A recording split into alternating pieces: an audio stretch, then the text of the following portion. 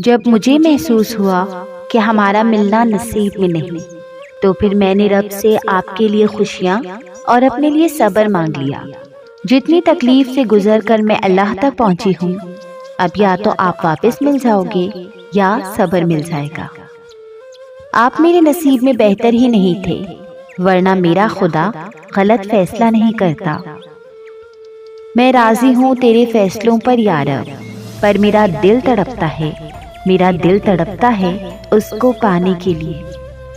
بہتر اور بہترین تو ہی جانتا ہے اے میرے رب، تجھ سے بس میری یہ آخری فریاد ہے۔ جو برا ہے اسے بہتر کر دے، جو میرا نہیں اس سے مجھ کو ہمیشہ کے لیے دور کر دے۔ جس میں تیری رضا ہے میرا دل بھی اس میں مطمئن کر دے، آمین۔ جب تم اپنی من پسند چیزیں اللہ کے لیے قربان کر دیتے ہو تو اللہ اسے اپنے پاس تمہارے لیے سنبھال لیتا ہے۔ اللہ تمہاری پسند کے ذریعے تمہارے صبر اور یقین کا امتحان لیتا ہے، اور جب تم اپنی چاہ اللہ کی چاہ پر قربان کر دیتے ہو تب وہ تمہارے لیے معجزے کرتا ہے۔ پھر زمین والے کتنی ہی رکاوٹیں کیوں نہ کھڑی کر دے، کوئی بھی اس بادشاہ کے فیصلے کو نہیں روک سکتا۔ پھر تمہارا نصیب بھی تمہارے صبر کے راستے میں کھڑا نہیں ہو سکتا۔ آخر میں اللہ اسی کو صلہ بنا کر تمہیں نواز دیتا ہے جو تم نے اللہ کے لیے کھویا ہوتا ہے۔ اللہ آزماتا ہے انسان کو، کبھی لے کر اور کبھی دے کر، اپنوں کے ذریعے بھی اور غیروں کے ذریعے بھی، دوستوں کے ذریعے بھی اور دشمنوں کے ذریعے بھی۔ بس تم آزمائش کے ذریعے صبر سے کام لینا اور اللہ اس صبر کا بہت میٹھا پھل دے گا۔ اگر اللہ تمہیں آزمائش سے نہ گزارتا تو تم مضبوط کیسے بنتے؟ کیا تم نے کبھی غور کیا ہے کہ جو مشکلیں تمہاری زندگی میں آئی ہیں اس کے بعد تم بہت بدل گئے ہو؟ تم اب وہ نہیں رہے جو پہلے تھے۔ اب تمہیں اپنی عزت نفس کا خیال ہے، تمہیں دوست اور دشمن میں فرق پتہ چل گیا ہے، تمہیں معلوم ہو گیا ہے کہ کون تمہارے ساتھ مخلص ہے اور کون نہیں۔ کیا تم نے نہیں سنا کہ اللہ پاک سب سے زیادہ انہی کو آزماتے ہیں جس سے وہ سب سے زیادہ محبت کرتے ہیں؟ یہی تو ہے اس کی محبت کہ وہ تمہیں ایک بہترین اور مضبوط انسان بنانا چاہتا ہے، اور بغیر آزمائش کے یہ ناممکن ہے۔ کیا تمہیں اب اندازہ ہوا کہ یہ آزمائش در حقیقت اللہ کی بہت بڑی نعمتوں میں سے ایک ہے جو تمہیں ایک بہترین انسان بنانے کے لیے آتی ہے، لوگوں کی اصلیت سے واقف کرواتی ہے اور تمہیں اللہ کے اور قریب کر دیتی ہے، اور تم اپنے رب کی کون کون سی نعمتوں کو جھٹلاؤ گے۔ اور یہ تو تم جانتے ہی ہو نا کہ صبر شروع میں بہت مشکل لگتا ہے، کیونکہ ہم ان چیزوں سے آزمائے جانے کے عادی نہیں ہوتے جن سے ہمیں بے پناہ محبت ہوتی ہے۔ تب ایسا لگتا ہے جیسے دعائیں بھی بے بس ہو گئی ہیں، لیکن پھر جیسے جیسے وقت گزرتا ہے چیزیں بدلنے لگتی ہیں، پھر آہستہ آہستہ مخالف حالات بھی ہمارے حق میں ہونے لگتے ہیں اور دعائیں بھی اچانک قبول ہونے لگتی ہیں۔ تب سمجھ آتا ہے کہ صبر تو بس اس راستے کا ایک حصہ تھا جو ہمیں ہماری پسندیدہ منزل تک لے آیا ہے۔ ہم اجر تو کما سکتے ہیں، لیکن اس اجر کے ملنے کا وقت صرف اللہ ہی مقرر کرتا ہے۔ صبر صرف امتحان ہوتا ہے، ایسا امتحان جس کے بعد سب کچھ آپ کو ویسا ہی واپس لوٹا دیا جاتا ہے جیسے آپ سے لیا گیا تھا۔ تو آپ اللہ کے لینے پر صبر کر لیں، اللہ آپ کو دینے پر راضی ہو جائے گا۔ اللہ جانتا ہے کہ تم تھک گئے ہو، اللہ کو پتا ہے کہ تمہارا دل بہت پریشان ہے۔ ابھی تمہیں بھلے ایسا لگ رہا ہو کہ کوئی تمہیں سن نہیں رہا، کوئی تمہیں سمجھ نہیں رہا، لیکن اللہ تو تمہیں تب بھی سنتا ہے جب تم دکھ سے آہ بھرتے ہو۔ اللہ تو تمہیں تب بھی سمجھتا ہے جب تمہیں خود کو بھی پتا نہیں ہوتا کہ تم کیا محسوس کر رہے ہو۔ دنیا تمہاری تکلیف نہیں دیکھ سکتی، لیکن اللہ دیکھ سکتا ہے۔ دنیا تمہیں سمجھنے میں ناکام ہو سکتی ہے، لیکن تمہارا پروردگار، تمہارا اللہ کبھی نہیں۔ اس نے خود تمہیں بنایا ہے، تمہارے اس دل میں جان پھونکی ہے، پھر وہ کیسے اس دل سے غافل ہو سکتا ہے؟ مخلوق اپنے خالق کو بھول سکتی ہے، لیکن خالق اپنی مخلوق کو نہیں۔ ابھی آزمائش کی گھڑی ہے، ابھی تمہیں صبر کرنا ہے، بہت سارا صبر، کیونکہ اس صبر کے بعد تمہیں صلہ ملنا ہے، اس انتظار کے بعد معجزے ہونے ہیں۔ تو پھر اللہ سے مانگتے رہو، اسے پکارتے رہو، کیونکہ وہ ہمیشہ جواب دیتا ہے، وہ ہمیشہ جواب دیتا ہے، ہمیشہ تمہاری دعائیں قبول کرتا ہے۔ بھلا کیسے وہ نہ جانے گا جس نے پیدا کیا ہے تمہیں؟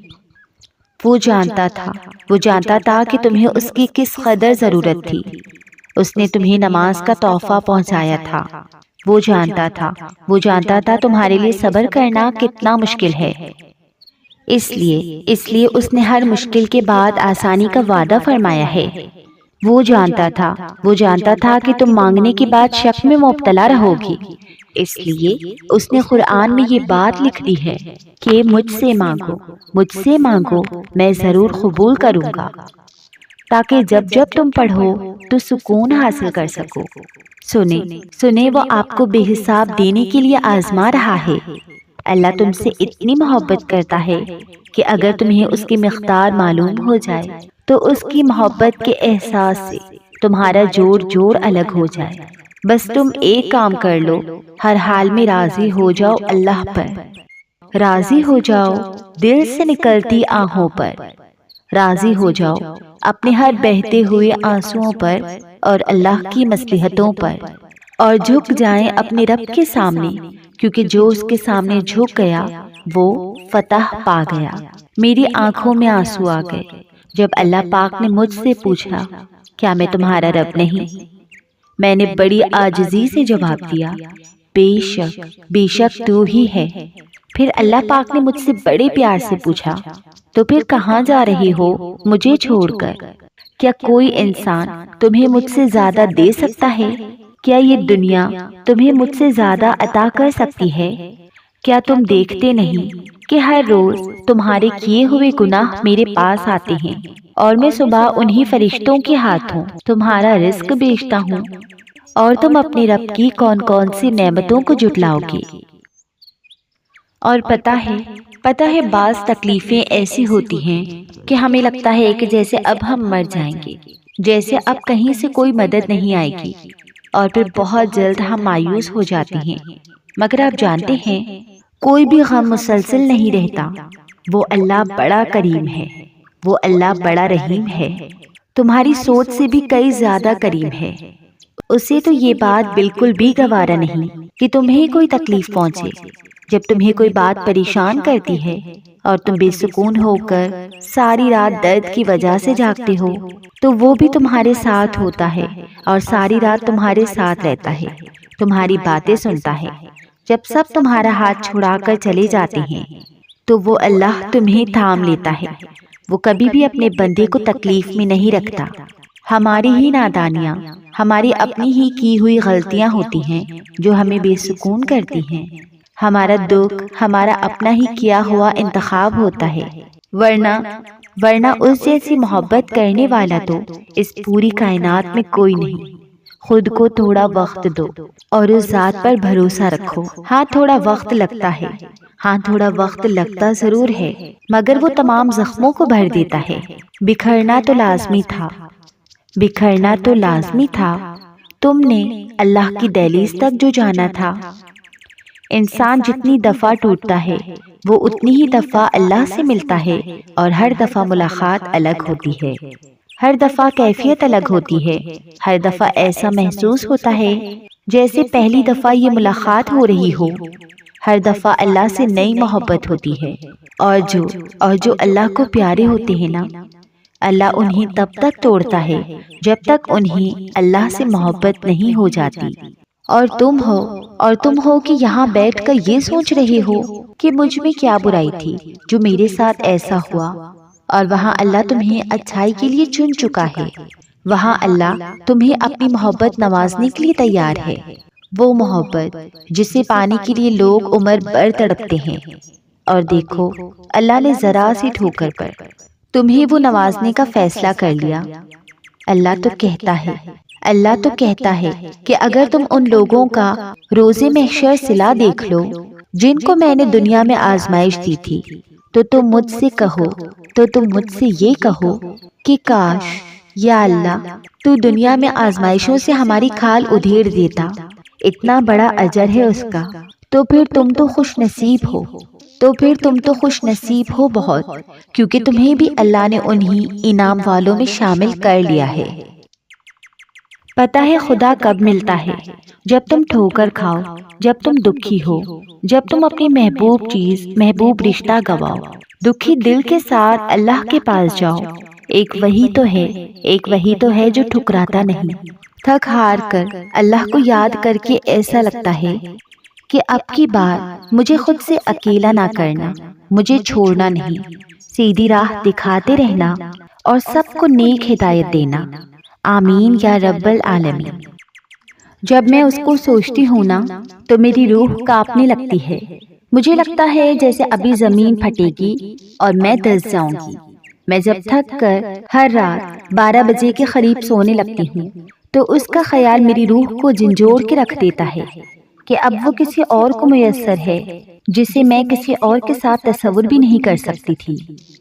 پھر میں صرف یہ سوچ کر خاموش ہو جاتی ہوں کہ میں نے اس کی خوشی کی دعا مانگی تھی، میری خواہش تھی کہ وہ ہمیشہ خوش رہے۔ یہ ضروری تو نہیں کہ وہ خوشی میرے ساتھ ہی ہو، لیکن سب سے تکلیف دہ ٹائم تب ہوتا ہے جب صبح روزانہ میری آنکھ کھلنے سے پہلے وہ میرے خیالوں میں آ جاتا ہے۔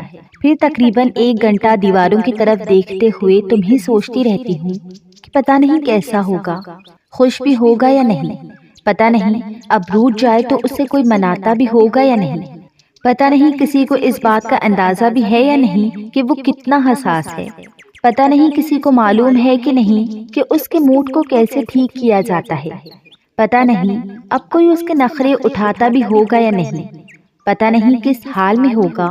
اور پھر 1 گھنٹے اس کو سوچنے کے بعد جو آخری الفاظ میری زبان سے اس کے لیے نکلتے ہیں وہ یہ کہ خدا کرے جدھر بھی ہو خوش ہو، کہ خدا کرے جدھر بھی ہو خوش ہو۔ اس کے بعد میں اٹھتی ہوں اور خود کو گھر کے کاموں میں مصروف کر لیتی ہوں، لیکن سارا دن اس کے خیالوں کو دماغ سے نہیں نکال پاتی۔ امید ایک ایسی چیز ہے جو انسان کو اس وقت حوصلہ دیتی ہے جب وہ ہر چیز ہار چکا ہوتا ہے، جب وہ زندگی کے ان حالات میں ہوتا ہے کہ اسے لگتا ہے کہ اب سب ختم ہو چکا ہے، اب زندگی میں کچھ بچا ہی نہیں، نہ جینے کی کوئی وجہ ہے اور نہ ہی کوئی مقصد۔ لیکن اس وقت بھی انسان کو جو چیز حوصلہ دیتی ہے وہ ہے امید۔ ایسے حالات میں کچھ لمحوں کے لیے انسان کو خیال آتا ہے کہ اللہ چاہے تو اب بھی سب کچھ بدل سکتا ہے، اب بھی سب بہتر ہو سکتا ہے۔ یہ ہوتی ہے امید۔ کبھی کبھار اللہ آپ کا دل توڑ دیتا ہے، سزا کے طور پر نہیں بلکہ آپ کی رہنمائی کے لیے، کیونکہ بعض اوقات ہم بری چیزوں سے محبت کرنے لگتے ہیں اور وہ چیزیں ہمیں آگے چل کر مسلسل تکلیف دینے والی ہوتی ہیں۔ اصل میں یہ وہ چیزیں یا وہ انسان ہوتے ہیں جن پہ ہم اللہ سے زیادہ بھروسہ کرنے لگتے ہیں اور ہمیں بھی خبر نہیں ہوتی۔ اور یہ بات ذہن نشین کر لو کہ کسی بھی چیز کا ملنا ناممکن نہیں، جو چھین لیا گیا ہو بہو ویسا ہی دوبارہ بھی مل سکتا ہے، جو اب تک نہیں ہو سکا وہ ایک دعا سے ہو بھی سکتا ہے۔ بس صبر کرو اور پھر دیکھنا تمہیں تمہارے صبر کا پھل یوں ملے گا کہ تم غم کی ساری کڑواہٹ بھول جاؤ گے۔ سجدے کی توفیق۔ ساری بات توفیق کی ہوتی ہے۔ جب اللہ ناراض ہوتا ہے تو سجدے کی توفیق چھین لیتا ہے، فرض نمازیں بھی ادا نہیں ہوتی، اور جب عطا کرنے پر آتا ہے تو آدھی راتوں کو جگا کے اپنے آگے کھڑا بھی کرتا ہے اور سجدے کی توفیق بھی دیتا ہے، اور رو رو کر توبہ کی توفیق بھی دیتا ہے، اور جو مانگا جائے وہ بھی دیتا ہے۔ تمہارا مقدر تمہاری زندگی نہیں بناتا، تمہارا توکل تمہاری زندگی بناتا ہے۔ تمہارے پاس اب بھی دعا کا اختیار ہے، تمہاری کہانی اب بھی ختم نہیں ہوئی، تمہاری توفیق ہی قبولیت کی سب سے بڑی دلیل ہے۔